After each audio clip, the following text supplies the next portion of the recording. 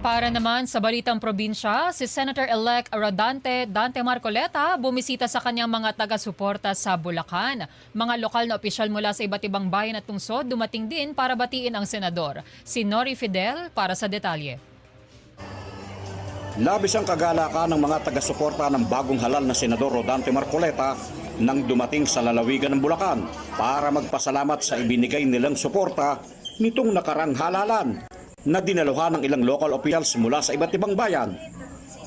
Sa kanyang maikling talumpati, muli niyang sinabi na haharapin niya at ipaglalaban ang ukol sa mataas na presyo ng mga pangunahing bilihin, partikular na ang presyo ng bigas, maging ang ukol sa mataas na singil ng kuryente kung saan lahat ng kumukonsumo ng 2,000 pababa ay dapat libre, kapalit sa 5 ayuda na ibinibigay ng gobyerno na pinagmumulan lang niya ng korupsyon.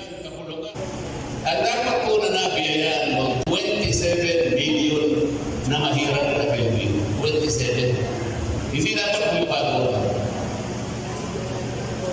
Ilan na nabigyan? Wala pa po 10%. Anong ibig sabihin nun? Corruption. 30% ng pera ng Pilipino na pumunta sa corruption. 194 billion, halos 2 billion. Magkano ang budget mo? 6.325.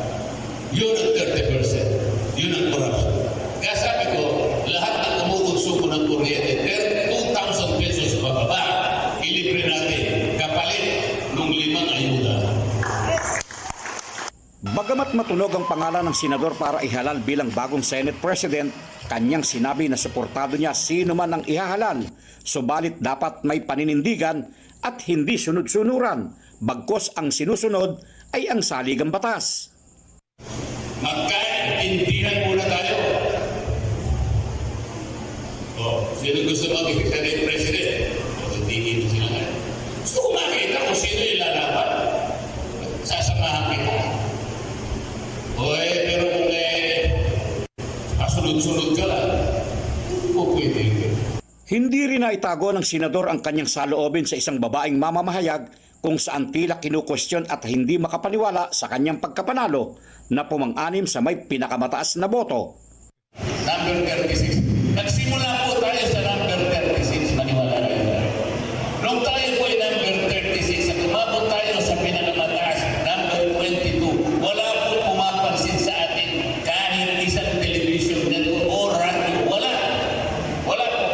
Ngayon, na number 6 tayo, araw-araw, minuto tinatawagan ito. Ayaw kong pumunta sa kanila. Yes. Ang sabi ko, pupunta mo sa gusto ko na lang. Nori Fidel para sa 100% balita.